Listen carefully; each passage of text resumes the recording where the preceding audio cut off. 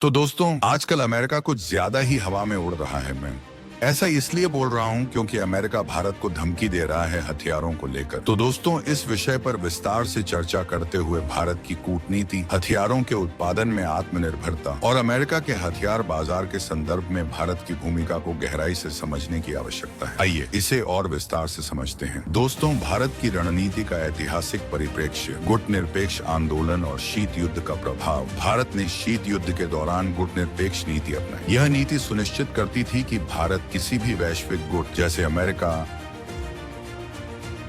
प्रभाव में न आए। इसका प्रभाव भारत की रक्षा खरीद पर भी पड़ा। दोस्तों, रूस, तत्कालीन सोवियत संघ, भारत का प्रमुख हथियार आपूर्तिकर्ता बना। तो दोस्तों, वीडियो में आगे बढ़ने से पहले हमारे चैनल को सब्सक्राइब करें और कमेंट में जय हिंद जय भारत जरूर लिखें। अमेरिका और उसके सहयोगी देशों ने भारत पर भरोसा न करते हुए पाकिस्तान को हथियार उपलब्ध कराए। 1990 के बाद बदलाव। दोस्तों, शीत युद्ध के बाद भारत ने अपनी विदेश नीति को अधिक लचीला बनाया। अमेरिका के साथ संबंध सुधरे, खासकर 2000 के बाद। 2005 में भारत अमेरिका असैन्य परमाणु समझौते ने दोनों देशों के बीच सहयोग का एक नया अध्याय शुरू किया। अमेरिका का हथियारों का खेल। दोस्तों, दुनिया का सबसे बड़ा हथियार आपूर्तिकर्ता अमेरिका हथियारों की बिक्री को केवल आर्थिक लाभ के रूप में नहीं देखता, बल्कि इसे एक भू राजनीतिक उपकरण की तरह उपयोग करता है। हथियारों के माध्यम से वह देशों की नीतियों और उनके रणनीतिक फैसलों को प्रभावित करता है। भारत पर दबाव डालने की कोशिश। अमेरिका ने कई बार भारत पर रूस से हथियार न खरीदने का दबाव डाला। CATSA, काउंटिंग अमेरिका के एडवर्सरीज थ्रू सैंक्शंस एक्ट के तहत रूस से S-400 मिसाइल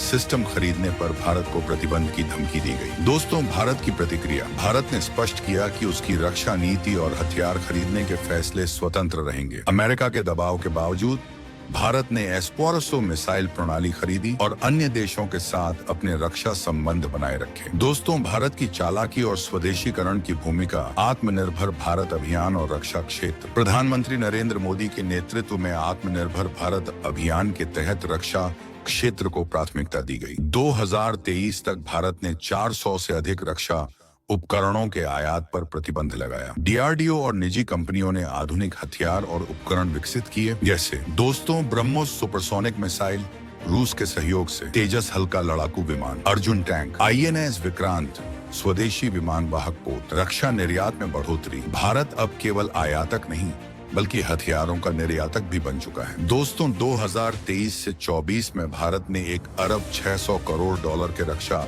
उपकरण निर्यात किए। भारत अब 80 से अधिक देशों को रक्षा उपकरण बेच रहा है। रूस के साथ गहरे रक्षा संबंध। भारत और रूस के बीच रक्षा सहयोग दशकों पुराना है। भारत की 60 से 70% सैन्य आवश्यकताएं अभी भी रूसी उपकरणों से पूरी होती हैं। S-400, MiG-23, Su-30 MKI जैसे प्रमुख हथियार रूस से खरीदे गए हैं। दोस्तों, अमेरिका की असुविधा। अमेरिका चाहता है कि भारत उसकी तकनीकों पर निर्भर हो, लेकिन रूस के साथ भारत के मजबूत संबंध ने अमेरिका की इस रणनीति को कमजोर किया। मल्टी अलाइनमेंट पॉलिसी, संतुलित कूटनीति। अमेरिका और रूस दोनों के साथ संबंध। भारत ने अमेरिका, रूस, फ्रांस, इजराइल और अन्य देशों के साथ संतुलित संबंध बनाए रखे। इससे यह सुनिश्चित हुआ कि भारत किसी एक देश पर निर्भर न हो। इजराइल और फ्रांस के साथ रक्षा सहयोग। भारत ने इजराइल से उन्नत ड्रोन और मिसाइल सिस्टम खरीदे। फ्रांस से राफेल लड़ाकू विमान की खरीद ने भारत की वायुसेना को मजबूत किया। QUAD और ब्रिक्स में भागीदारी। दोस्तों, भारत क्वेरी,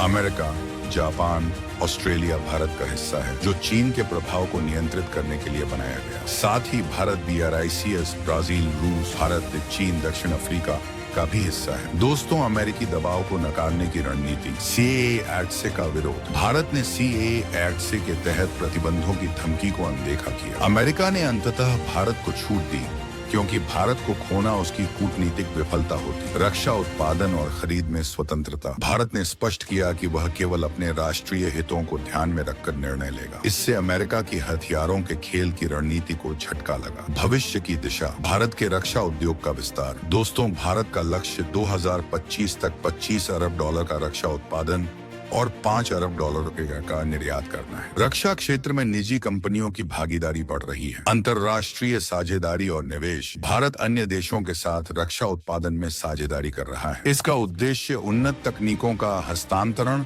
और स्वदेशीकरण को बढ़ावा देना है। दोस्तों, अमेरिका भारत संबंधों का विकास। भारत ने अमेरिका के साथ रणनीतिक सहयोग बनाए रखा है, लेकिन यह सुनिश्चित किया है कि उसकी स्वतंत्रता प्रभावित न हो। भारत ने अपनी कूटनीति, सामरिक कौशल और स्वदेशी क्षमताओं के माध्यम से अमेरिका के हथियारों के खेल को कमजोर किया है।